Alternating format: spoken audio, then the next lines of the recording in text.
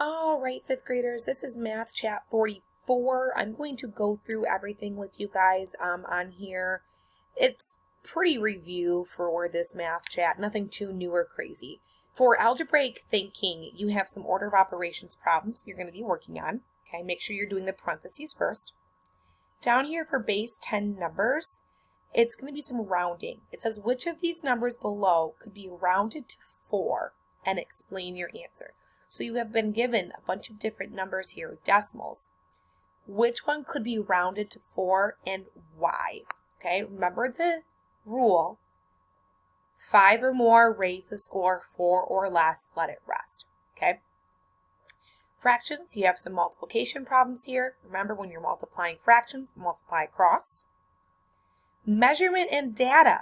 You are given a story problem with converting pounds and ounces. It says a student has 3 pounds of fudge. She eats 1 pound of it. How many ounces does she have left? And remember, there are 16 ounces in a pound. Okay?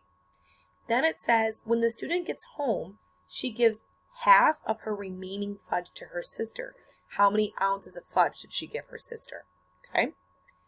Last but not least, geometry. It says determine if each statement is true or false and explain.